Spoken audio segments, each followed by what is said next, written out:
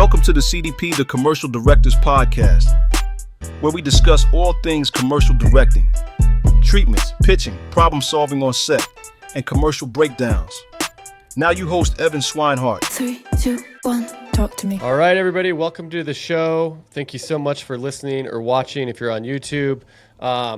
Super pumped for today's episode number 15.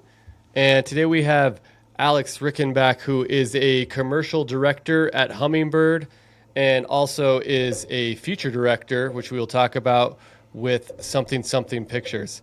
Alex, thank you so much for joining the show today. And how are you doing today? Thanks for having me. I'm doing great, man. I'm happy to be here. Awesome. Well, I am so happy you're here. We were just kind of talking briefly offline a little bit about the episode and your background.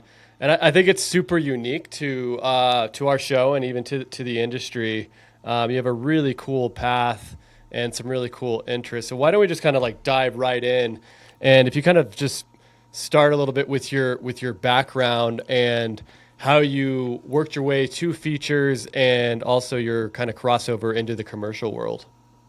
Sure. Yeah, please feel free to interrupt me anywhere in here. But, I went to University of Oregon, which is where I grew up, and there was no film program to speak of at the time there. So I was like just doing shorts on the side and like, trying to figure out how to be a filmmaker. A lot of like, I always say like my film school was like, just BTS on Blu-rays and DVDs. Like I just watched as many BTS things, and I tell every director, like, watch as many behind the scenes documentaries as you can. Like there's really good ones. You can learn so much. And then I moved here right after I graduated and literally was like knocking door to door to get PA jobs. And very, very luckily I ended up, my first PA job was on The Curious Case of Benjamin Button. And so I got to watch David Fincher first, like up close and personal. I was in his office. One of the nicest directors I ever PA'd for. Couldn't have been like cooler to me. And which was sort of a little bit how I ended up getting into commercials a little bit, because that had not crossed my mind before. And talking to him and his team and the way he used commercials was really interesting to me, and what an important part of his career that still was at that point.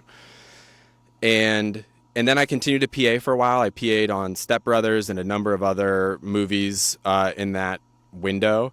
But when I was on Step Brothers, when I would get to go to set, I would see, Apatow and Farrell, but I think most especially Adam McKay directing.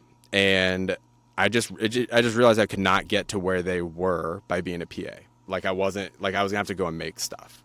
And so I started going to Upright Citizens Brigade classes, and I started working retail, so I had a little bit more time than you have when you're a full-time production assistant. And I made a short that got into some festivals, and then I turned that short into a micro-budget feature that I paid for on credit cards. And I just got really lucky that it was a window of time where Funny or Die was kind of starting to blossom, and they needed people. And through my editor, who knew somebody who was an intern there, they knew that I could produce on a low budget because I had just produced this feature, and they were like, we need people who can do $2,000 videos, and I had done a $20,000 movie, so they were like, great, come on in. And it was just a gift, because all of a sudden first I was just producing, but you're just exposed to all these other directors and writers and producers and all this celebrity talent and all of this stuff. It was just like comes at you like, a hurricane. And then probably 6, 7, 8 months into working there, I finished editing the feature, and I rented a screening room and I invited people. And that really became the beginning of my directing career. They saw my movie and they let me start writing and directing at Funny or Die, and I got representation, and it sort of bled out from there, That's awesome. What were that's like pretty awesome place to start is, with Fincher and Adam McKay and Apatow. What are maybe some of the key things that you learned watching those legends that, you almost take to set every day? Different from all of them. They were all so different in the way they worked, but all were so clearly the best at what they did, And I think with Fincher, one was he was just so nice, which I think is there's a misunderstood idea of Fincher that he's really tough. And I mean, is like very focused and works extremely hard and is like dialed in. But his crew was the most dialed in, best teamwork of any crew I ever participated in, still to this day in my career. They went with each other from movie to movie and commercial to commercial. And it was like, it actually was the easiest job because everybody did their job to the best of their ability. So you knew exactly where you fit in because there was nobody that had any slack. And I saw that mutual respect between the crew and Fincher and the way they all worked together and the years of sort of time they had together. And that was really influential to me, just in terms of like the respect, but also the respect for the work, like how dialed in everybody was. And in the entirety of my career, he's the only director who ever introduced themselves to me or asked me if I needed help with anything. He saw me carrying like a big box of stuff one day from down a hall and ran down the hall and asked if he could help me carry it, and introduced himself and asked how I was liking it. I mean, just like a genuine guy. And a couple years later, I saw him at LAX and I went over and I thanked him for everything I learned while I was working there. And he was like, I told him I had a short film in Bestels at the time, and he was like, well, you have a DVD on you? I want to watch it. You know, like I didn't even have to say anything. Like that's just the kind of person he is. So that was hugely influential. And then I just saw on set his attention to detail was just remarkable. You know, he was so focused on everything. And then like you'd come in on the weekend to like, you know, prep for the following week, and you get in at 8:00 and he'd already been there for 3 hours. You know, he just was, that was kind of incredible. And similar with being around Apatow, I spent not as much time around Apatow at that time, but I'll never forget the first time I had to drive him in a golf cart. He asked me what stage we were on now, and I realized I didn't know because I was an office PA and I wasn't checking up on the call sheet and stuff. And I told him what I thought, and he goes, no, did you read the call sheet? That's not what we're doing today. And, you know, I was 22, and I was like, and it was just one of those moments where I was like, oh, you've got to be dialed into all the details. You know, like he was just like, it was in retrospect, I get that like that's a producer's job, but I also know that like he operates on a higher level as a producer in that way. And I saw that focus immediately in terms of how he was. And then McKay, it's just like pure genius, you know, like watching him operate with a microphone from behind Video Village and just call out lines and just run these long, long days of improv. But always with a vision to where it was going, you know, like I think he's such a master at being able to get way more than he would ever need, but always keep in mind what it is that it's fitting into, you know, and getting to watch that and the freedom and the fun that they had on set, you know, like when we ended up doing our movie together, I remember I went to him for advice. So, you know, at this point I'm a PA, I don't know him at all, but 10 years later, I was directing a movie for Gary Sanchez Productions, and I had known him for a while at this point. And I asked him for some like directing advice, and went over to his house, and I was thinking like, okay, here we go. Like he's going to like really like open up the book for me. And he was like, have fun. And I was like, but what else? And he was like, you know, all the other stuff. He's like, don't worry about the other stuff. He's like, people are going to tell if you're having fun or not. You need to make sure, obviously you got to do the job. You've got to do it right. But when you're, you know, between action and cut, like you've got to be having fun. And I've never forgotten that. Like the moments between action and cut, I think those are sacred because everything, all the work you've done for, you know, on commercials, it's weeks and months, but on movies, it's years to get to this moment. And then there's all this chaos going on typically. And when you call action, that all has to go away. And you've got to, this is the thing we did it for, you know? Right. And I think that that's something that like that being able to be present in those moments is something that McKay is like a particularly brilliant at. All right. Well, there's a ton of good things that you just mentioned in there. One, I want to go back to Fincher and like the teamwork. I think this is really fresh in my mind because I just worked with this crew in Phoenix and never had worked with any of these characters before. I mean, a couple of them, like my AD, but it was crazy how fast we bonded in such a short amount of time, and you could feel that teamwork, you know, because filmmaking is like the ultimate team sport, and everybody 100%. came like so dialed. And then afterwards there was so much gratitude, and we actually had a rap party, which I haven't had in forever, at the AD's house, and the whole crew came. That's cool. And everybody just hung out, and like it was such a good bonding experience. Like But like, I just want to get your opinion. Like, how do you approach that on set and try to like build that, like, that teamwork and that bond, especially in a commercial world where half the time, if you're in a different city, maybe you're not familiar with these crews. Yeah. I mean, for me, obviously, I hope I'm bringing a DP that I have some kind of existing relationship with, or if I don't, we've had a chance to get to know each other in the prep period, and I always try to pick somebody who there's like an immediate click with, like the conversation is easy, because I think that, like, especially when you're working fast, which, when you're doing celebrity spots, you're working fast, you're fitting into their schedule. So like that relationship with the DP needs to be really fluid. And then honestly, I try to be like as honest about the parameters and the restrictions and the goals as we can be, so that there's freedom inside of that, so like, I think that when people feel like they don't know all the information, they start trying to guess what they don't know. And so I try to trust the crew with as much information as I have to make sure that they feel confident in doing their job. And I think that, like, when everybody feels like they have agency to make their own decisions and agency to, like, move the day forward as they see fit, and they feel like they understand the goals and the timelines and all that kind of stuff, you see people step up, and you see people really, like, everybody sort of knows how to be their own boss if you give them not just the permission to, but the information that they need to do it.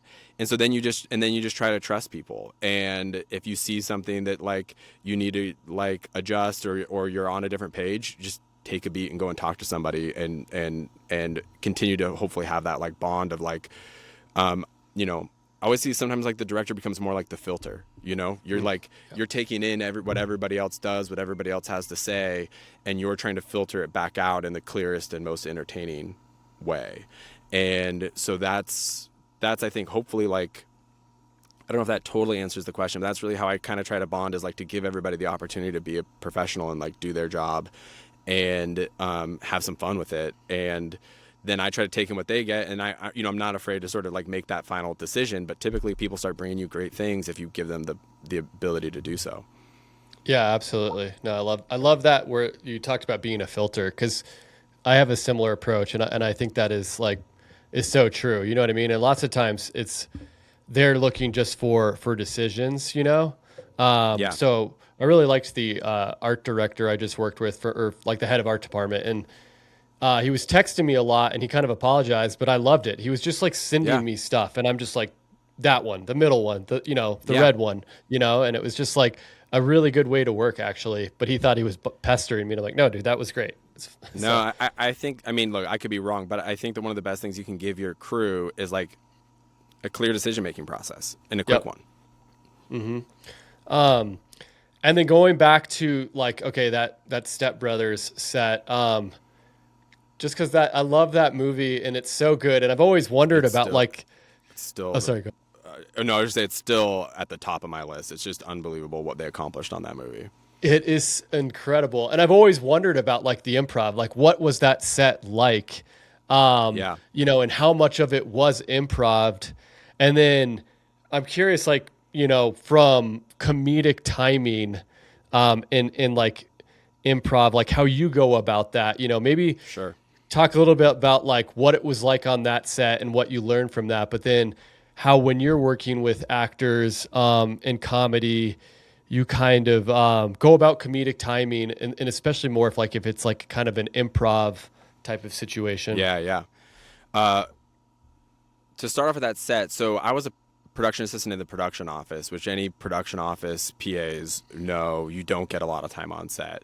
And to this day, I try to make sure the production office is all required to come to set for at least a day, like on movies, or a shorter amount of time, obviously on commercials, but, like, so you can see what all the hard work you've done is creating. Because it blew my mind, like, you're putting in purchase orders and doing all these things as a PA in a production office. You're picking up lunches and doing all this stuff, and then you come to the set and it's like, oh, here's where it's happening.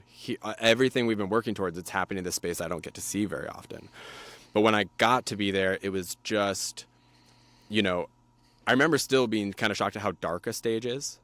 Like, you walk in, it's like, this is a hard space to be creative in, to me initially, because you're like, oh, well, everyone's sitting in the dark, But, like, it was just amazing because they had set up a living room in the corner so that Will and Adam and John could go and play video games in between takes and kind of stay loose and stay in the mode, like stay in the mood.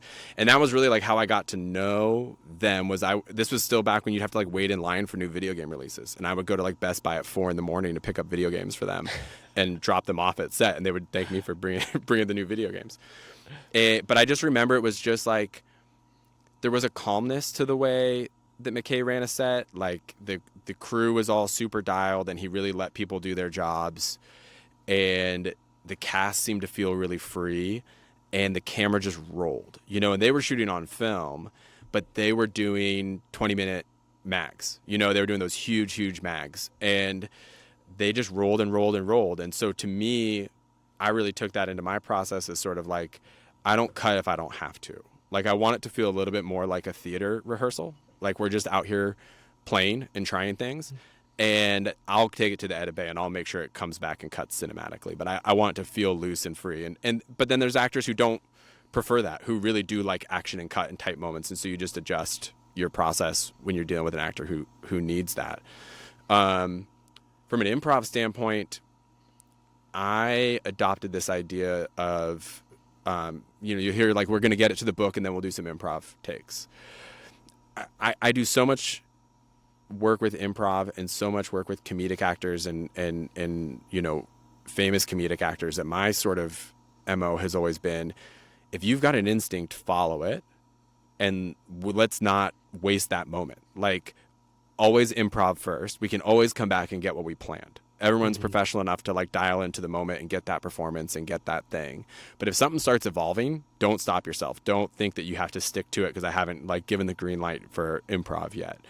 And for me, that philosophy is just really fun because I like get to watch some of the best actors in the world get loose and start to like find something new and something different, and that makes it more fun for me and I think more fun for everybody else. And then we come back and get what we're supposed to get, and somewhere it all cuts together, Yeah, and do you find like you're able to do that even on commercial sets, with when you have like bigger agencies and bigger brands, and then there's a celebrity and maybe sometimes it's like tense because you only have them for so much time. Like, are you able to just be like, hey, we're going to just like, let them do their thing and improv, and then we can always come back? Or is it a little bit more rigid in a commercial world? I think it's about the same, but it depends on what you're doing, largely because there are days, as now, which this was not, the case for, I think, a previous generation of directors, where, we're doing 15 spots in a day. So there are some spots where it's just like nobody even really wants to improvise. Like, it's just like, we know what this shot is, like, let's get it, let's go. But I think that in general, at least I feel, agency and client are just as excited to be on set with these actors as everybody else. So as long as I can complete the day, and I try to be really like dialed in with my AD on creating the space for that, as long as I can make my day, I always want to create space for it, because I do think it just makes it fun for everybody, know? Well, cool. And you've mentioned fun a few times, and we were talking about it earlier, how we have the funnest job in the world, and we got to remember that. So what do you do to like keep a set loose and have fun, because there are times where, you walk into a set and you just feel like the vibe is off, you know what I mean? Yeah. So how do you kind of set the tone and make sure everybody's having fun? On some sets, this is maybe more specific to longer form stuff, but it certainly happens on certain commercial sets. I love to have, and I've heard other guests of yours say this, I always bring a Bluetooth speaker. We always have music going if we can, just to try to keep that kind of positive energy and keeping everybody a little bit loose. But there are also times where people need it to be a little quiet and work, like where music blasting isn't good for everybody. So, but that's something I do like to do. I also feel like clear expectations of the day make things really a lot easier for everybody in terms of schedule and goals. So like, I just think that sometimes when it gets chaotic, it's because there's not like a clear schedule or a clear there's not clear leadership of how like the day should be feeling. So I think it kind of starts with me. If I'm walking around stressed and tight or disorganized, then that's going to like trickle out. So I try to be like, extremely dialed on my details. I like to know the schedule and all the scripts from memory, so I'm not like constantly having to like check in with people on all that stuff. And that I think that the looser I am, the looser it lets everybody else be. Another thing is like, if there's anything we're asking people to do that's even remotely embarrassing, or it's got a stunt component, or it's like at all could be stressful for the actors, I try to do it first in front of everybody. And once I look like an idiot, like it, you know what I mean? Like it just sort of diffuses. This cool actor we've cast is never going to sound or look worse than I did in front of everybody when I did the rehearsal. And that tends to like take the pressure off of like, you know, performing could be like stressful and embarrassing. It's their face, not ours. And I think, you know, when you remember that, it's good to like take some of that pressure off and be like I'm doing it because I know you're going to be better at it, you know? Yeah. And I think that kind of can help with everybody. Well, talk about like commercials and features a little bit, right? And Sure. like that, maybe the cross between like, you know, how are the worlds kind of like similar, and what have you taken from features that's you think has helped you as a commercial director? Yeah, I mean, you know, I did my second feature, Ibiza for Netflix. I had just done like a year and a half of undercover lift spots. And so I had been shooting in different cities with different crews like every month. And we were always shooting in cars and always on the road. And I remember like constantly telling myself, like, you're going to go shoot a movie at the end of this run. And don't forget like what, like, you know, Angus Wall told me in David Fincher's Kitchen, which is like, always be practicing technique when you're on a commercial, always be trying to learn something new. So for me, like, while I was doing those, I was always thinking, how can I apply this? And if you like, we do a lot of car stuff in the movie, and I think you'll see like, there's just like I got comfortable with directing car to car in a way that really like is a hard thing to learn, you know, especially when you're trying to direct performance car to car, and lots of different ways to use the camera to keep things like more nimble and that kind of stuff. So it was, in a lot of ways, it was like the commercials that informed the features less than the features informing the commercials from that standpoint. One of the things that I think that they intersect on is the development process on films is a lot like having an agency job. Your studio is sort of your client. You are the creative director, and you're trying to like come up with the best and most interesting idea and protect that voice while also serving a lot of different people's needs and making sure that everyone feels like this is worth spending all this money on. And I think that those jobs are a lot more intertwined than a lot of people realize. Like, so much of working on features is being in development meetings, which is a lot like being agency with client.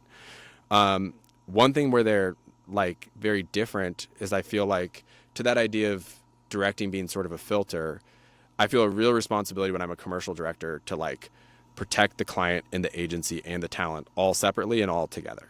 You know, like the client is spending the money. They've got a very clear message they're trying to get across. And I want to make sure that their product and their message is protected and they feel happy about the way that it's being shown. The agency has worked extremely hard to make it as creative and funny and interesting as they possibly can. And I want to make sure that we don't wash away all of that hard work as well, like that all shines. And then the talent has their own voice and their own, in many cases, like their own public persona that also needs to fit into all of this. So I find so often, like, as a commercial director, I'm really trying to help all these voices fit together in a way that's like the most entertaining and the like cleanest version of that. Feature director, you're setting the vision, you know, like, and it's really important that you like stick to your guns in a way that's less important in commercials. Like in commercials, it's a little bit more important to be hearing what everybody needs and figuring out the best way to do it. And you're helping execute a lot of people's vision. Whereas a feature director, like it's like, you know, it can be a lonely spot in the middle of production because you're chasing a vision that maybe not everybody sees every single day. You know, like the piece, you know, where all the pieces are, and everyone's hoping that you know how to put it all together. But, there are days where people will look at you, and you know, I've heard this from the best directors. There's just days where people look at you and they go, I don't know if he knows what he's doing. You know what I mean? Like, why are we doing this? Yeah. And it's a long process. You know, you're directing for like a long, long time uninterrupted, and so they differ in that way. Commercial director, I feel like you're much more a facilitator. You're executing. You're part of the team. Whereas a feature director, it's your team. Yeah, I've always found that to be like pretty vulnerable, I would assume, like I've never done a feature, but just done some like shorts, and because you don't have anybody to blame but yourself, where with commercials, you're like, oh, well, like the creative sucked, or the client, killed something, and maybe this one doesn't go on the reel, like that doesn't exist with movies, Yeah, exactly. It's like, it's going to come out. People are going to know, right. Like I always say, like, there are days where you're disagreeing on something with somebody on a movie, and like I always tell directors when they're getting ready to do their first feature, listen, don't be bullheaded, like be like, again, still be the filter, like let everybody, like actors come with great ideas, DPs, production designers, wardrobe, producers, everybody's got great thoughts, and you should be taking those in. And so many of the great things that have happened in both of my films have come from other people bringing something to me. Mm-hmm. And at the same time, when the movie comes out, it's your blame to receive. If there's something in the movie you don't like because you didn't follow your instincts on it, you will still take the responsibility for it, And so you've got to make sure that you find that balance of, to the best of your ability, protecting your vision, but also not letting that fear of protecting your vision prevent you from seeing what it can be, Like, for sure. I think the thing I say to myself every single day when I walk on set, without fail, is be open. Like, anything could be presented in front of you. Anything could start to evolve. Be open to that. Yeah. No, that's great.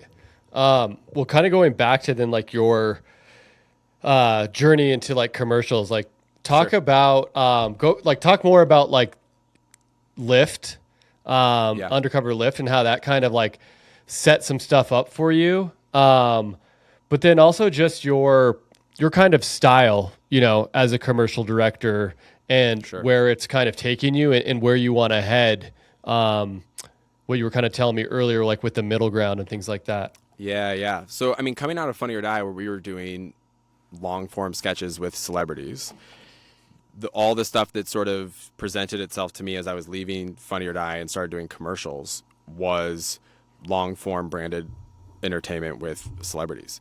And I got a call to do a spot with Kevin Hart and Ice Cube for, I think it was Ride Along 2. And they were on their press junket, and Lyft wanted to do like a New Year's Eve promotion. And they wanted to shoot a 5-minute short film that could play in full on YouTube, but also have it be cuttable into 5s, 10s, 15s, 30s. And there was 20 minutes door to door. And so, it's 5 minutes of script. So like, you talk about getting people in the car, turning the cameras on, rolling, you're already at 12 minutes of your 20 minutes, by the time you finish that first take. So we figured it out. We set up a green screen car, and Kevin and Ice Cube like couldn't have been more professional. Like, they walked in literally, I always say, like, I always think it's actually easier to work with the bigger talent because they're so good. They're just so good. And like, they did one run through of the script and they basically had it memorized, and we did it 2 different ways. We moved the cameras. We did it 2 different ways again. They walked out, and, Lyft had a wealth of long form and cut downs, to work with. And it went really smoothly, and everyone was happy. And they were like, we had this idea to do this thing called Undercover Lyft, where celebrities are driving the cars, but people don't know that it's them.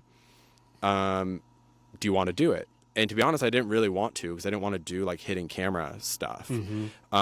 But I was born in Oakland, and my family's all 49ers fans. And Jerry Rice was the first guest. I was like, I'll be thrown out of my family if I say no to this, like, I'm going to meet Jerry Rice. Like, yeah, I got to go. So we went and did one with Jerry Rice, and it did great. And then all of a sudden it kind of took off, and we did like almost 20 of them. And, by the end of it, it went from things that they were like trying to convince people to do to by the end of it, huge stars were calling and asking to do them. And it taught me a flexibility and like a nimbleness as a director, because we wanted it to look premium, but it did need to largely be shot on GoPros. So like figuring out how to blend cinema cameras and GoPros, and the entire production had to be a secret. People couldn't know they were a part of it. you know? So like that ability to be really creative with that and try to have it be as funny as we could, where I'm basically like the celebrities wore an earwig and I was in a van, like Ashton Kutcher style, like telling them what to say.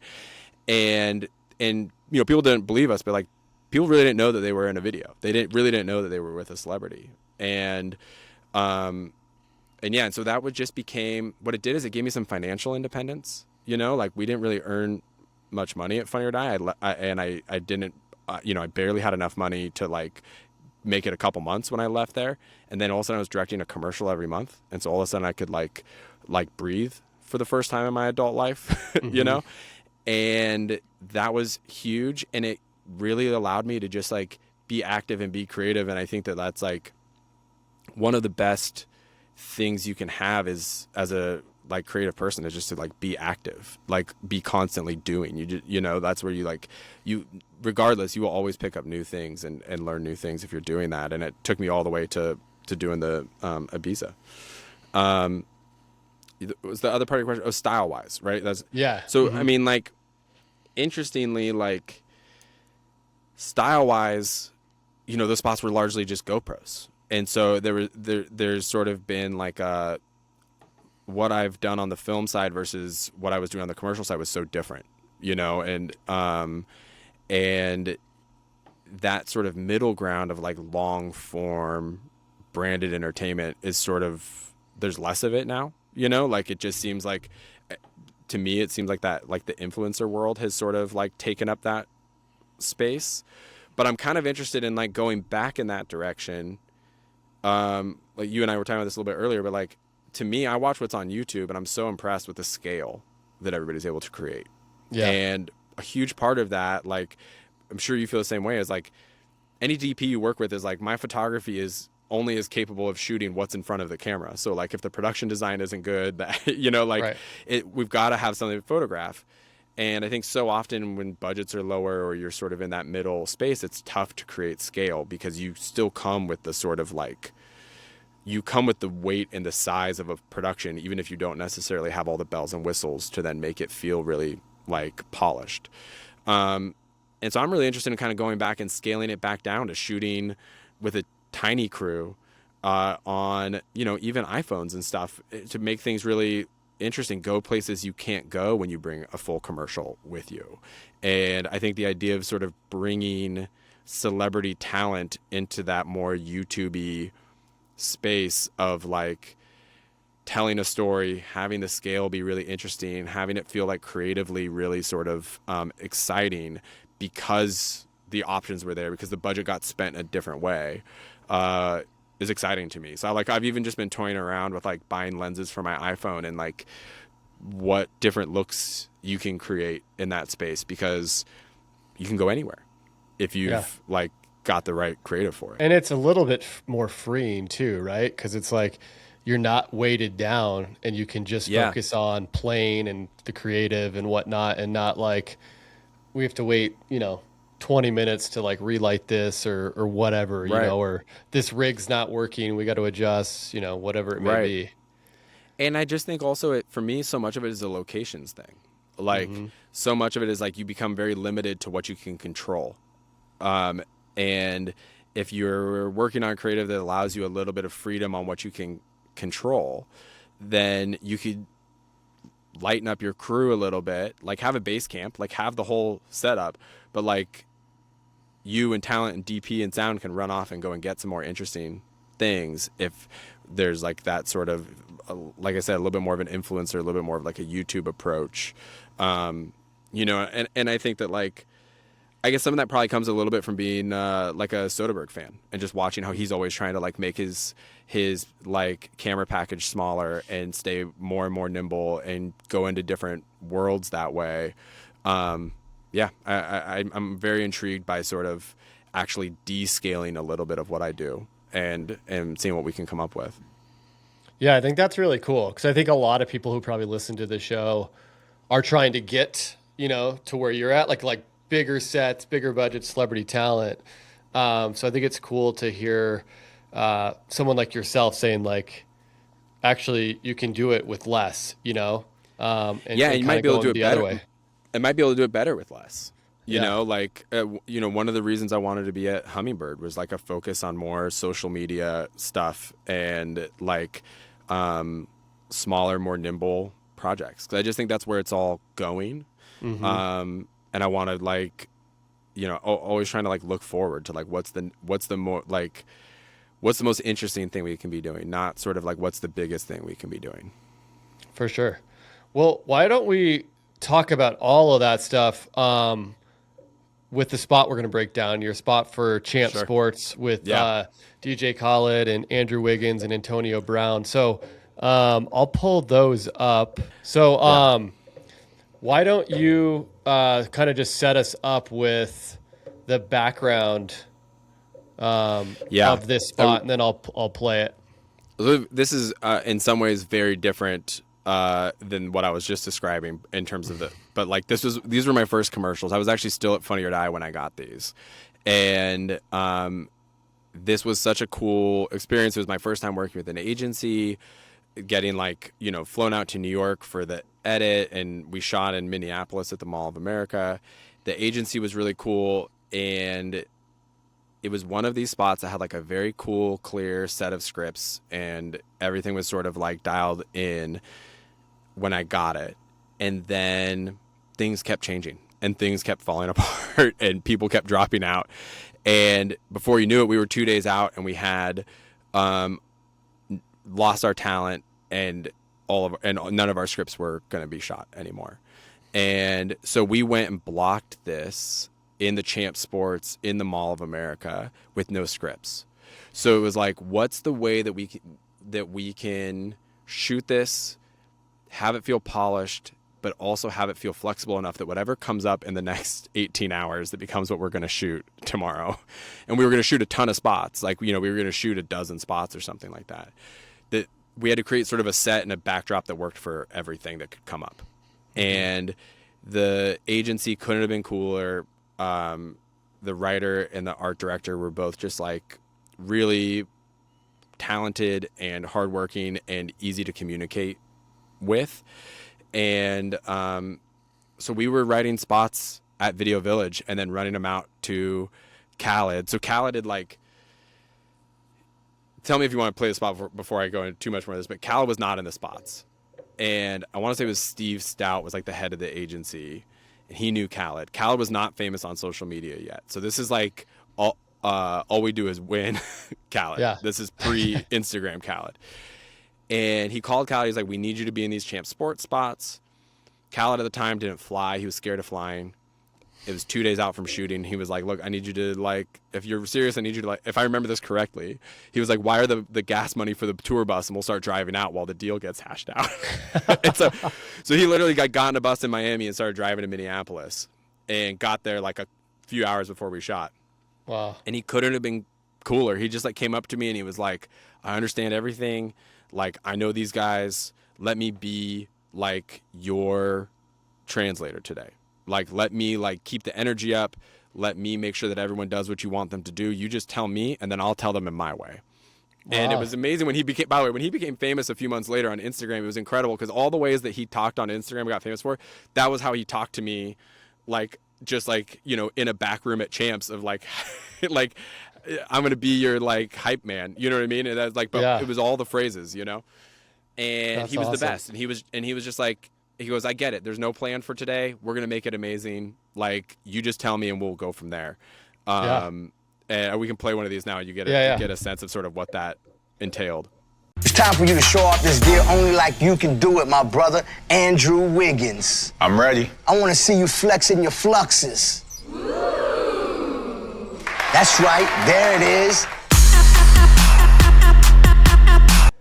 Obviously I can't hear the dialogue right now, but I can tell you if I remember correctly, we put Wiggins on this rotating, stand, like mannequin stand.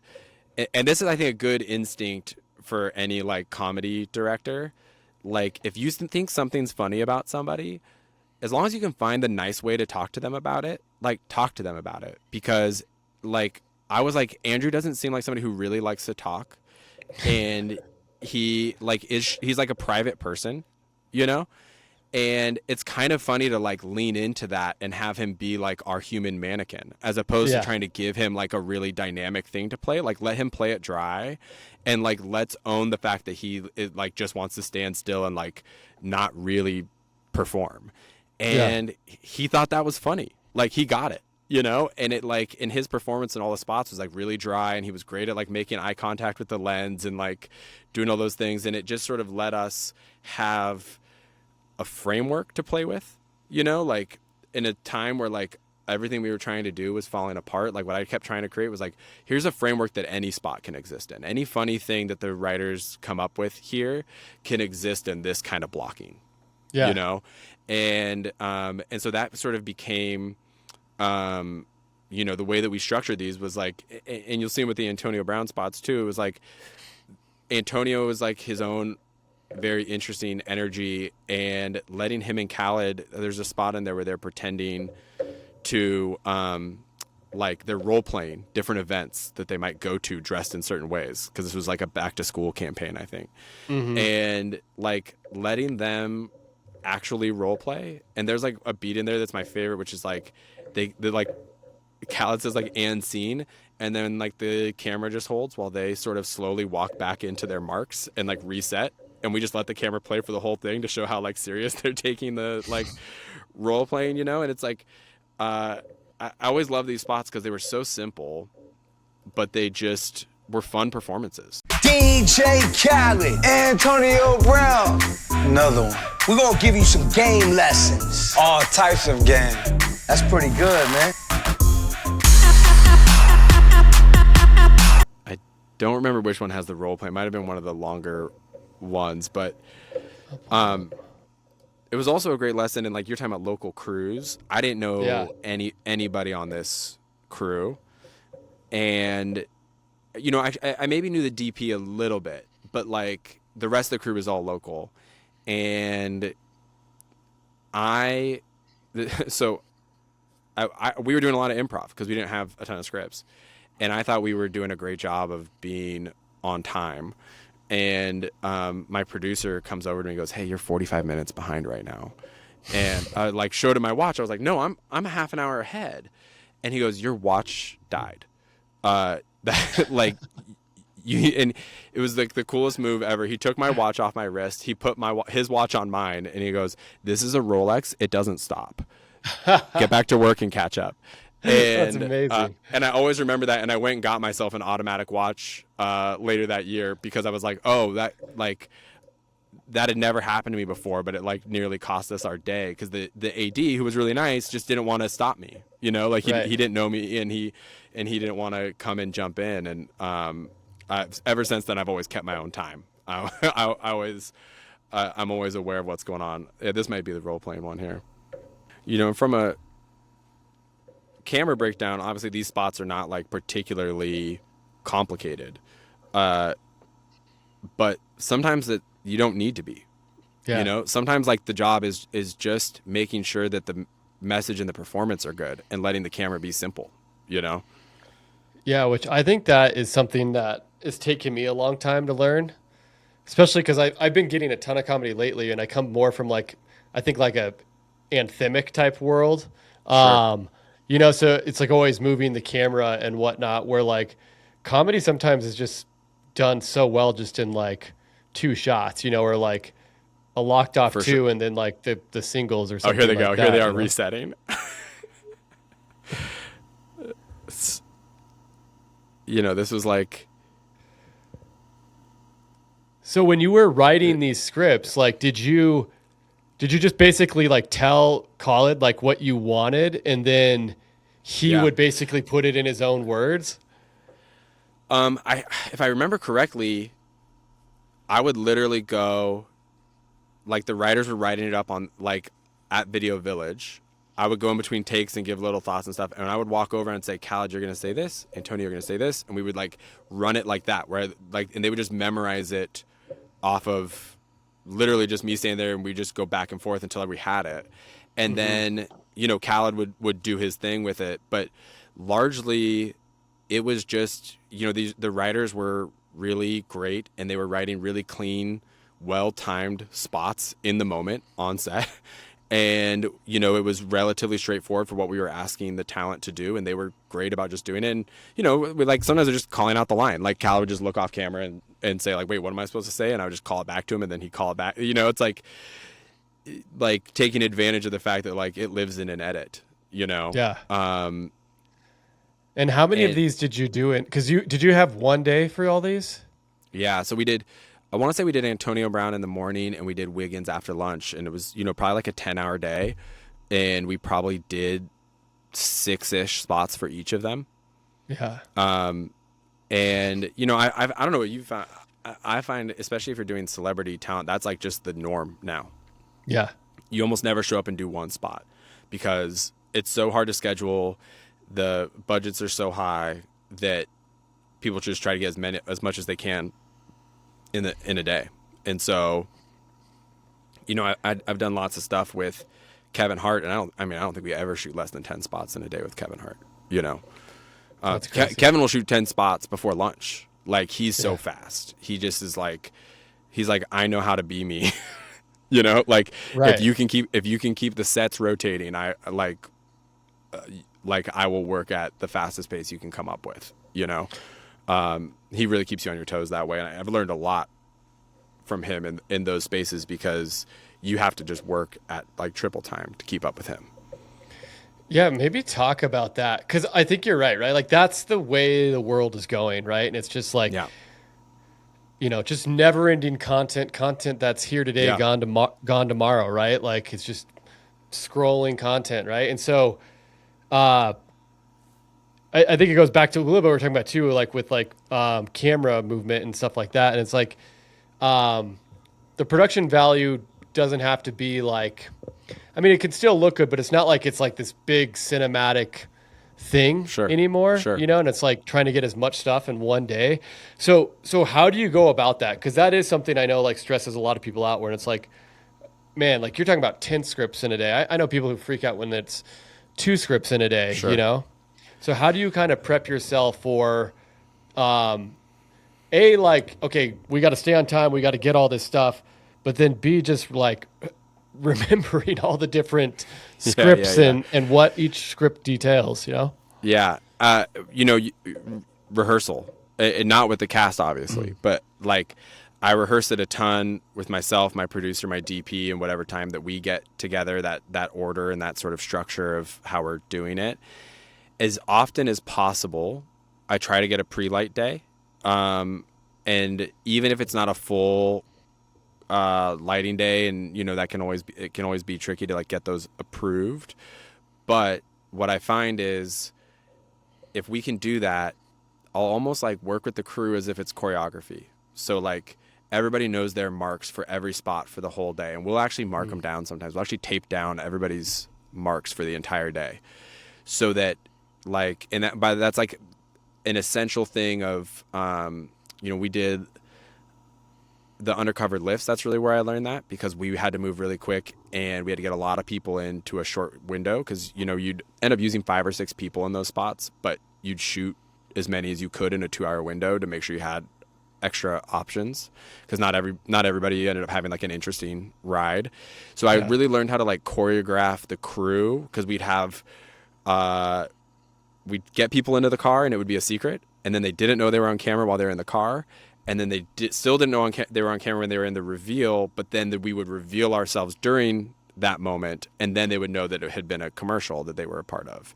And so the crew had to move to all these different spots, so they were never seen, and then seen at the right time, but still getting their shots. So I've taken that and I use that on all my spots now, and we rehearse the crew's movements. So like, you know, we did a day with Kevin at a house in Atlanta for some spots, and it was a big house, and we were using different rooms for different sets, and we had a pre-light day, and we just rehearsed the crew moving from spot to spot to spot all day on the pre-light day.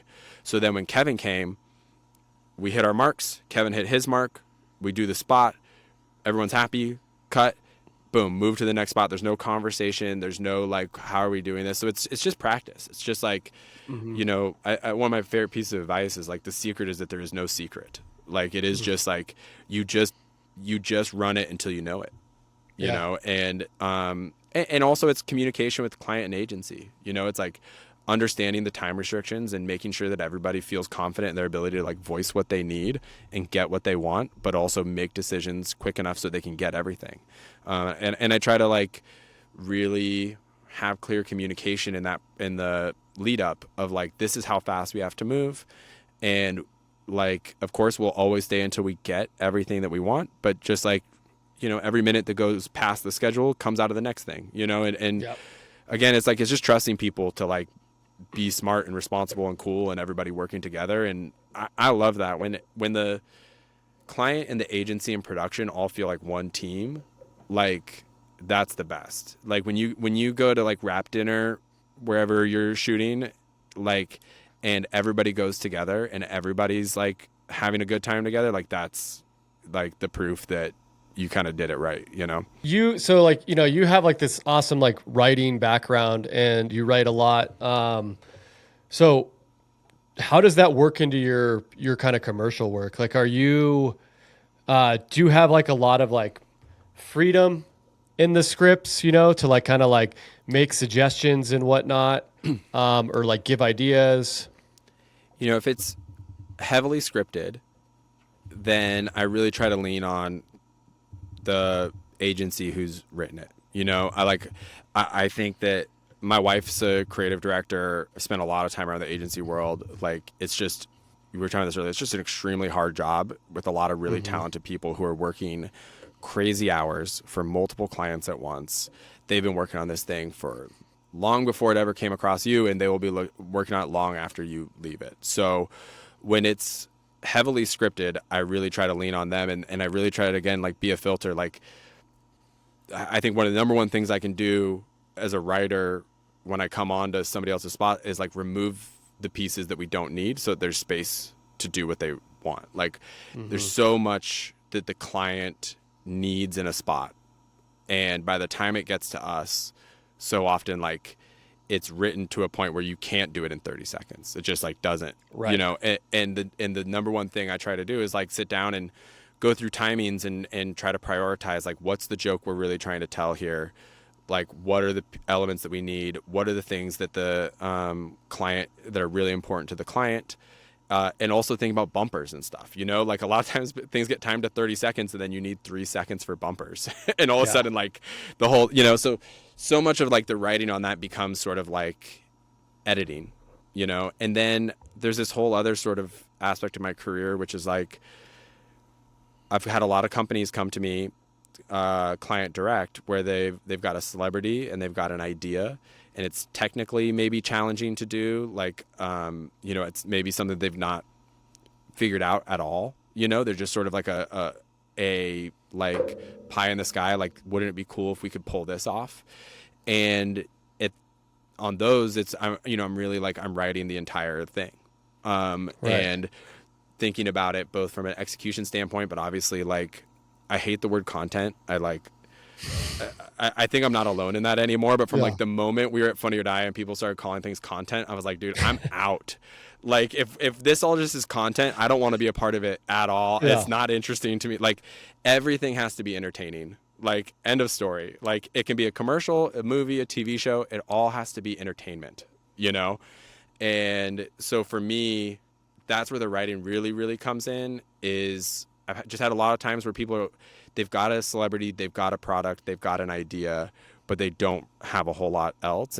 And sometimes there's an agency, a lot of times it's client direct, and just digging in and figuring out, like, starting with just a big structure, like what's the world we're living in, and then like I mentioned to you the David Diggs Infinity spots, where that was like middle of COVID, pre-vaccine, people were buying cars, but they weren't going to dealerships. And they wanted to do a live test ride where David showed people every feature in the car, and we were going to broadcast it live like it was a TV show.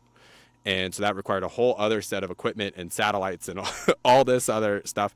But it also needed to cut down and be 15-second spots they could put on, you know, TV and social and stuff like that. And figuring that kind of stuff out and figuring out how to make that work for David, who was not going to be able to have a director for 30 minutes, you know, like he was going to have to, like, and he was, I mean, couldn't have been more incredible. Like, you know, sometimes it's like those Broadway actors, they've just got a whole other toolkit of skills, you know, and like he was remarkable. But, you know, you start by building this big structure. Okay, where can we do a test ride? What does that create for us, that from a safety standpoint, from a being able to do interesting things with the car, but also broadcast, but have good visuals and all that, like, and then all the way down to like, what are the features of the car we're doing, and how does that cut down into a 6-second spot that he's recorded live as part of a 30-minute spot, you know? And so it's all over the map. But I think it's like producing and writing are just a gigantic part of directing. You know, there are certainly directors who don't have to think in that way and are just brilliant visualists who have, you know, the means and the productions to like just be a director. But I think that for most of us, producing and writing becomes a huge part of like how you pull things off. When you do like your work, like this Champ stuff, or even like the Kevin Hart stuff you're talking about, do you do a lot of previs? Depends. Like, I'll always ask if people want boards, because I think even if people don't want boards, having that big board on set that at least has a frame of each spot is just incredibly helpful. Being able to cross something off makes everybody feel good. And it like, you know, and it helps create like a visual, like I still work on paper, you know, like I like having things physically there. Same, I think it's really being tangible is really helpful. Previs less so, because I don't do a ton of like action stuff that really needs a ton of that. But I try to like, I try to always have some form of boards that everybody can sign off on. And again, it's like, I take the tech scout really serious, you know, like I really try to like engage the agency and the client and the tech scout. So like when we're there and we're going through these things, I'll act it out. You know, like I will walk through each set and we'll shoot it on phones so that they see a version, and it's always going to be so much worse than what we're going to do because it's me and a phone. So it's like, it like sets the expectations like properly low, so that then when Kevin Hart and a cinema camera and a great DP start, all of a sudden like, well, this is so much better than you said it was going to be. Yeah, know? exactly. But like, I just think like the less surprises, the better, you know? So it's like, I just want everybody to be involved. And I don't know, I think production's like the best thing in the entire world. So like whenever people get to be there, like I'm not trying to rush through it, you know, like I want people to like be involved and like enjoy their time on set. Cause like, you know, I've seen it from my wife's perspective of, you know, she's worked at a ton of great agencies and they work for so long. And then the shoot is almost a celebration for the agency. Like sometimes they're like almost off the hook at that point. Like the work, like their work is done for a minute and they just get to see it all come to life. I want everybody to get that experience and feel like, you know, especially when you shoot on location, like I just want it all to feel like a big vacation where like they're being rewarded for months and months of hard work. Yeah, no, I couldn't agree more. And I think it makes like, I just think it makes the time on set way better. You know, I've seen so many directors or heard stories where it just seems like it's a battle. You know what I mean? Or Right, I've had like ADs who are maybe more old school, and it's like, it seems like it's like an us versus them mentality. Yeah. That's, by the way, that's like the generation before us. It was like, you know, they're off on their side of the set. They're not allowed to talk to me. Yeah, exactly. You know? Yeah. And I don't like that. Like, that's where I'm like, no, keep Video Village close, because I'm going to be running over there a lot to talk to them. You know what I mean? And like, it's got to be efficient. But I think things go way smoother from like when you said this earlier. Like, I loved it because I couldn't agree more. Is where this is like the agency's baby in their campaign, you know, and they've been working on this for 6 months, you know. And you only touch it for a little bit of time, and your job is to like execute, provide punch ups, and you're the expert in production. So like, you know, give advice there. And then, they'll, and hopefully, you've done a great job that then in post, everything goes smooth and it's a success. But you're right. Like it's all this leads up to the shoot, and it is a celebration. And like, when it goes good, like the shoot I just had, like, the agency was so pumped. The client was so pumped. And we got like these amazing emails the next day about a great time everybody had, you know, like. and if they're counting on you. Yeah, like they're really counting on you, and it really is like it's light. We're doing commercials. We're trying to have fun. It's like it's not the end of the world, but it is people's careers, and it's how they pay for their families and how they pay for their life and all those things. And I just try to never let those two things be at odds with each other. Like I do take on like a huge responsibility emotionally of like wanting to deliver for people, because this is like something that's really important in their life. And also one of the ways I can deliver for them is by having it be fun and good. And sometimes it like that, those things can almost seem at odds, like, but they're not. Like actually like making the most like creative, funny thing that is also like clear of message and supports what everybody came there to do actually is going to make everybody's lives better. Yeah. You know? Yeah. And, you know, I always like, I'm sure you feel the same way based on what you just said. It's like, you know, that feeling when you call cut on the final shot of the day and everybody knows it's over and everyone's walking around cleaning up and you're walking around shaking hands and giving hug. Like you want everybody hugging and you want everybody being like, where are you going after this? Like that was the best, you know, like, it's just like, that's that release of that sort of like, were we going to do it? Yes, we did do it is the best. It's like, it's so much fun. And it just makes me really happy. Like when I see the agency and the client feeling like this thing that they've thought about for so long actually like came to life in the way that they wanted it to, or hopefully better. Totally. Yeah. And I always like trying to make them a part of it. Right. So like, that's like something I've started recently is actually like, I let whoever may be creative director or client, like there's always somebody you kind of pick out. Like I have them like kick off the day with why we're doing this, what this campaign's about, or what this commercial's about and why it's important to the brand or whoever. And then I let them yell cut or let them yell, that's a wrap, you know, cause it just like brings them in and makes them feel a part of it. And they just like, some of these people, like, you know, they've never been on a set, you know?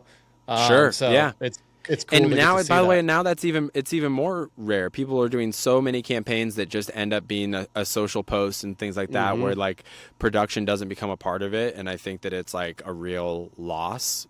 And it's just, like I said, like not to broken record. And I know it's going to come up again later, but like, it's gotta be fun. It's gotta be fun. Like and to me, the hard work of it is part of the fun. Like, I like digging in and making sure everything's been done right. And like that we've done things to the best of our ability. Cause that's what makes it fun, is that you went as hard as you could to like get it right and also enjoyed it. Well, cool. Let's, is there anything else you want to touch on the Champs work before we move to the lightning round? I mean, I just think like no, I think it was just like, for me, it was just a fun experience. I mean, it was my first commercials. It was like a whirlwind. It was like a great experience, and like learning to work with the agency, and like I learned a lot about post on this one, but it was also just that ability to just be totally flexible. Just be like, at the end of the day, like we just all have to work as a team and figure this out on the fly. And they're still some of my favorite spots because I think they show an ease that we all embraced because we realized we had really no control. And I think that was like a fun experience for everybody. Yeah, I think this would be insane to be your first spots and lose the talent 2 days before, and then it was crazy. Funny or Die was like, Funny or Die, we were like shooting videos the same day we came up with them, so I was like always comfortable with that idea of just like, okay, sure, great, we've got people now, like like nobody needs to know that we didn't have a plan. If as long as it looks like we had a plan by the time we edit it, it's fine. Yeah, that's awesome. Well, cool. All right. Well, let's jump to the lightning round here. So just kind of quick hitting questions. Sure.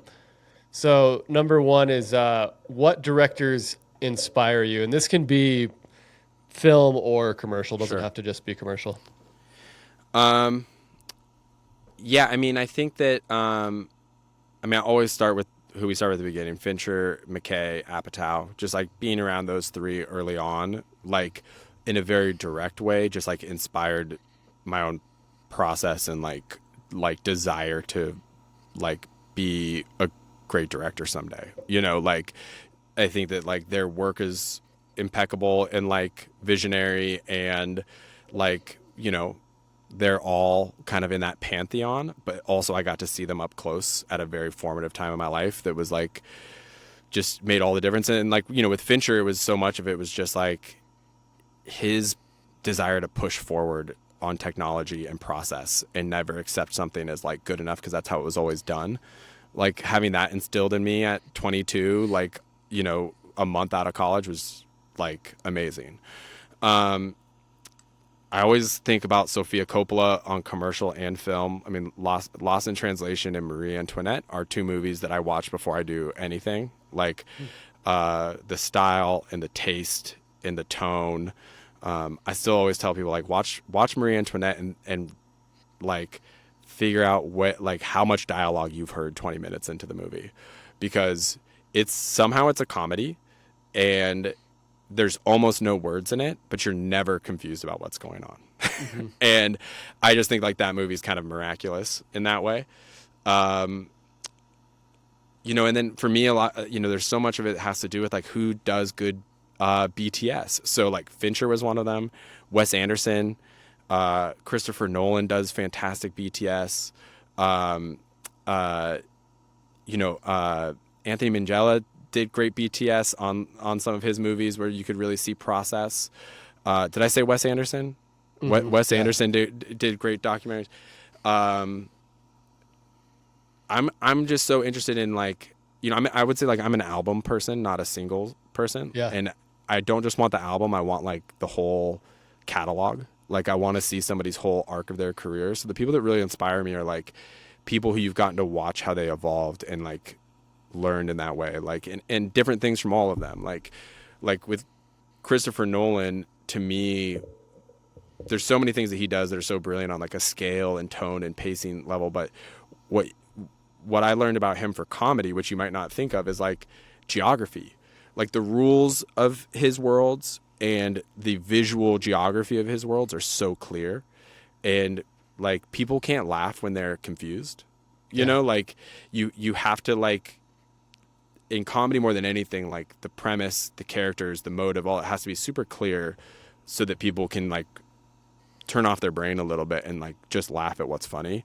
And so I actually like learned a lot of that from watching Christopher Nolan movies, is just like be as clear as you can. And like that actually is like extremely hard to do, you know, to simplify down to those things.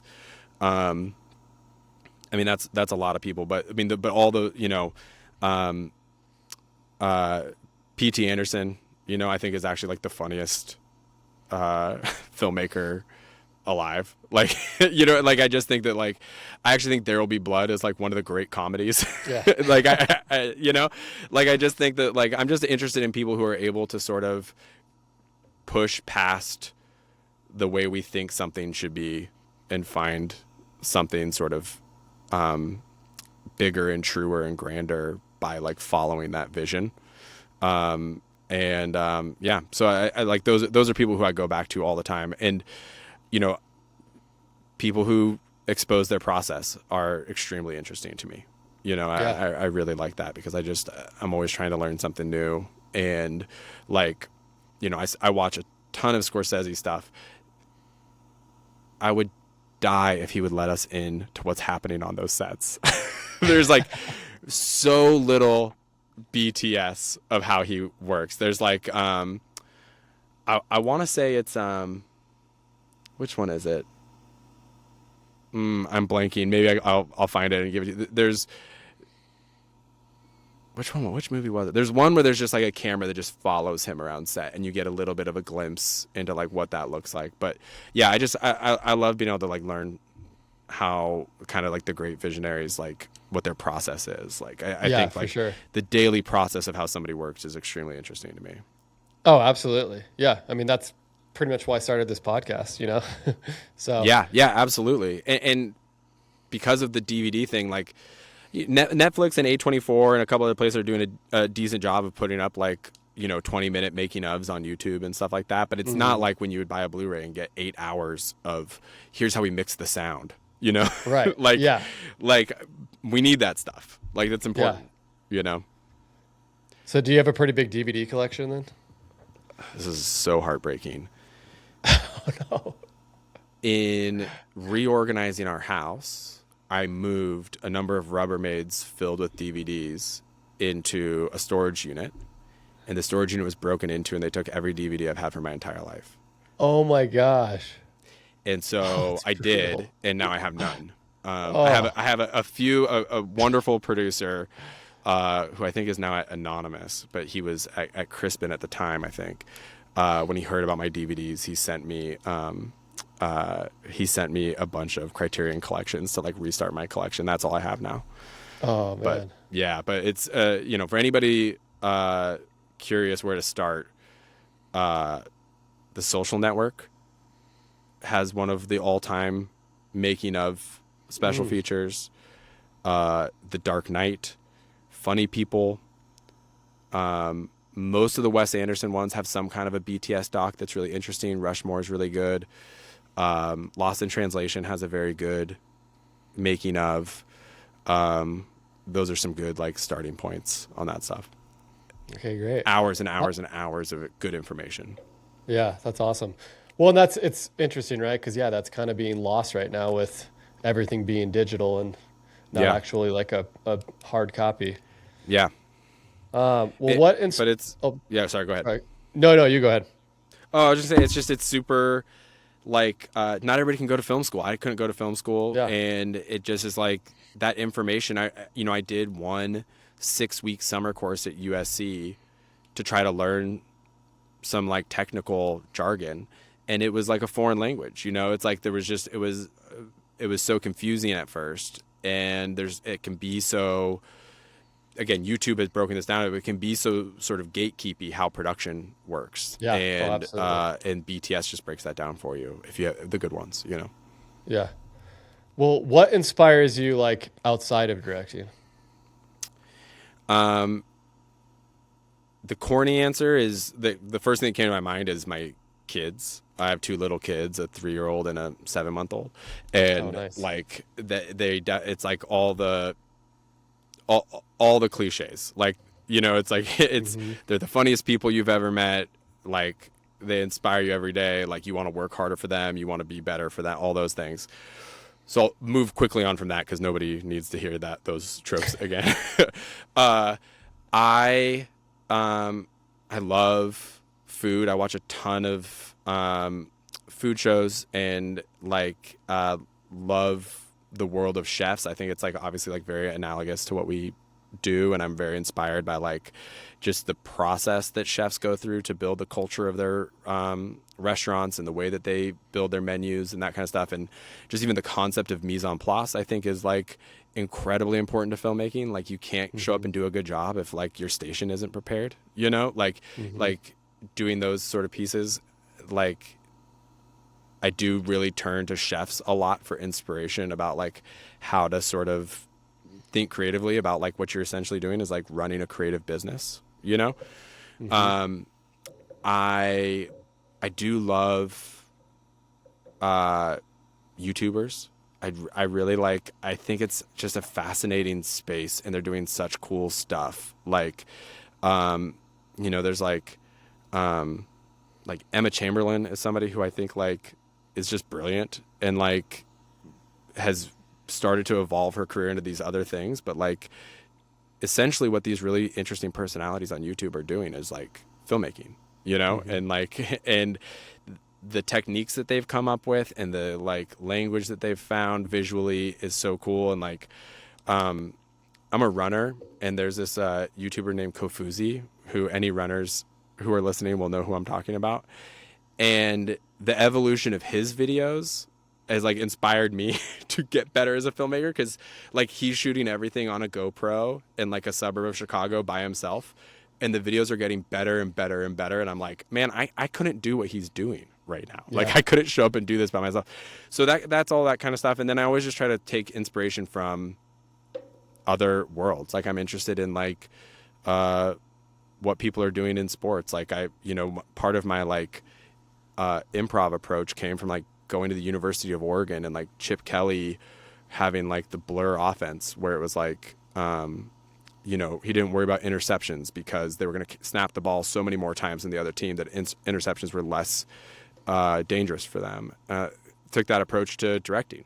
Like if I give actors 12 takes instead of 3, it doesn't matter if they get one wrong. if they don't like how they perform, because you're going to do it again and again and again, and you're going to have that freedom. So yeah, I'm just always, I think everything for me kind of does come back to filmmaking in some degree, but it's food and sports and like music and everything. Like I'm just always interested in what other people are doing and how that can apply back to what we do.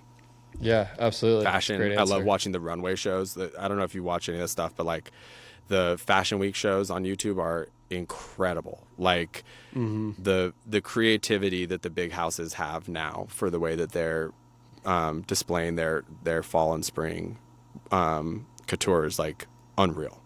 Yeah. No, absolutely. Well, I just like love that live production, because it's like what we're doing can be highly edited, but just to like have that performance and also that pressure, I think is pretty awesome.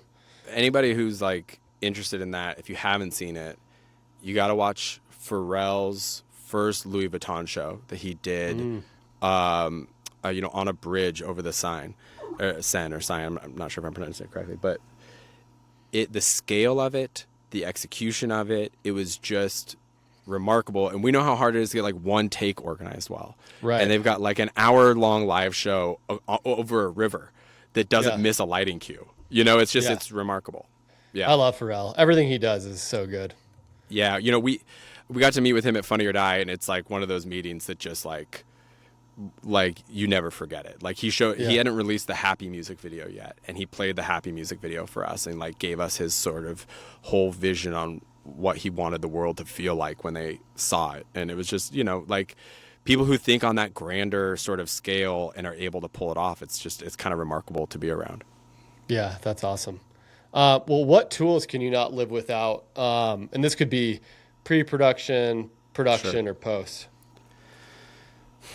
Man, I hate to say this, but it's just my phone. Like, it is like, I'm so diligent about scout photos and making sure that I've got like everything organized on my phone in a way that I can look things up quickly.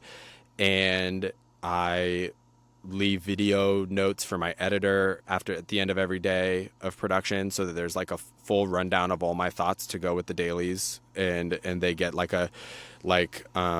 just a long video that my editor tends to have like somebody transcribe, and then he's got like a little book of all my notes on every scene or every shot or whatever the case may be. And yeah, I mean, I think that like for me, I mean, look, I always have a paper script. I guess that's first. I always have a pen and a paper script. Like I keep that on me at all times. I'm always jotting down little thoughts and notes in the margins and making sure that that script stays with me. And like on a feature, like that one piece of paper script will be with me for the entire 6-month process, and it becomes like kind of the Bible of what I'm thinking and doing, even as the pages change, But yeah, I try to really like, use my phone to the best of my ability without being on my phone, if that makes sense. Everything is sort of like organized there in my back pocket, but I try not to like use it unless I have to. I love that with the notes. Are you doing that like in between like set changes, or are you doing that like at the end of the day? It totally. Are you talking about the video notes? Yeah. Yeah. It depends, but typically it's just at the end of the day, as soon as I wrap, whether I'm like being driven in a van or I'm driving myself, I just get into the car. Before I've talked to anybody, before I've lost anything, I try to do like a rundown of the entire day and all my thoughts of like, look, I think this 2-shot maybe would work well with this, but I think the performance was better in this shot and and can you try cutting it where we start on the insert and we whatever like was going on in my head while we were shooting, I typically have a pretty good recall for it right at the end of the day. Yeah. And if I slip into, if I go to dinner, if I do, it starts slowly decaying, like that like clarity starts to drift away. So I try to like the very first thing I do when I walk off set is record, and it's typically like a 5-minute just like rundown of everything I felt during the day and everything that I would like to see in the edit. And I've got a great editor who I've worked with a lot of great editors, but I have one in particular that I work with the most. And I know I trust his instincts, and he's always going to watch every second of footage and put together what he sees as the best cut, but I also know that he likes having like my thoughts, so that when he gets to something, he goes, wait, why'd they shoot this, or this wasn't really on the, especially with improv, like it just kind of creates like an extra set of like guidelines. Yeah, I love that. I'm gonna steal that. That is something. Yeah, I do like a shared, like just a shared album in my photos. So I like record it and I just push share, and then he's got access to that album, and yeah. That's great. All right, cool. Well, we kind of have a tradition at this show where like we always have the previous guests leave a question for the next guest, kind of not knowing who it's going to be. And so the previous guest, they said, when you shot list, how do you come up with the first shot? Like, they said they struggle so much with the first shot. What is a powerful way to start this, to pull people in? Sure. So different depending on the shoot. There are times where I want that first shot to just be the easiest thing to execute. Just like, just get one off the list so that everyone feels good. But my bigger philosophy on that is to try to tackle something grand right away. Mm-hmm. And I think that like, when you do that, sure, it's the first shot of the day. It can be like a tough time to like get everybody on the same page, but actually you've got all your prep going into that moment, and you've got all that morning, however many hours before first shot, that's all everybody's focused on. So putting that focus on maybe one of the harder things to pull off, so that everybody feels that sense of accomplishment, but also something that maybe client and agency and anybody else might be worried about our ability to pull off. You see it happen right away, and you see it come to life, and that vision of what this is going to be starts to become like not theoretical anymore. So yeah, that's sort of my goal, is to always do something that everybody thought would be the hardest thing of the day, and do it at the top. Yep, I think that's good advice. All right, cool. Well, Alex, now it's your turn. So you get to leave a question for the next guest. I did know we had to come up with one, and I had a lot of production-based questions. Then I realized, like, let's get to what's really important. One of the best things about commercials is you get to travel a lot. And I want to know, what is the best either city for eating or the best meal you've had after a production or during a production? Oh, there you go. That's a great one. Yeah. It's one of the great pleasures of commercials, that you get to travel and eat on other people's dime, and I think that should be honored. Sure. And we should be grateful for that, and we should keep that going. Yep. Yeah, mine. I gotta just tell you mine, because it is so true. Yeah, please. Mine was in Cape Town, South Africa, and I had the best piece of tuna of my life. And I was like on a documentary, and I was shooting these penguins on the very southern tip of South Africa, and it was like pouring. Wow. And me and my DP like just ran into this like pub, and they had a good menu, and I ordered this like piece of tuna, and it was like this fat, and it just kind of like melted in your mouth. And I just remember being like, this is the best piece of fish I've ever had in my life. Oh, so, that's bad. And that's like also that story around like why you're having it is like part of why it tastes so good too. Oh, absolutely. Yep. Yeah. Mine is like, I mean, I've had some great ones, but the one that always sticks out to me is we finished shooting an undercover lift in Atlanta with Shaq. And it was like so hot and so humid. It was like so painful all day, because it was the summer in Atlanta. And we went to this like restaurant in Atlanta that I think is still there, called Echo. And we asked the waiter for the coldest, driest bottle of white wine that he had. And he goes, I have one that tastes like wet cement. And I was like, sure. Yeah, let's do it.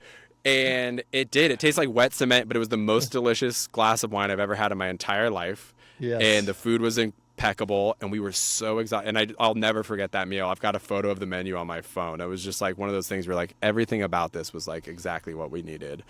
Yeah. Yeah. That's awesome. Yep. One of the perks of the job's having fun and good food. It's the best, man. It's the best. Yeah. Awesome. Well, Alex, I really appreciate it.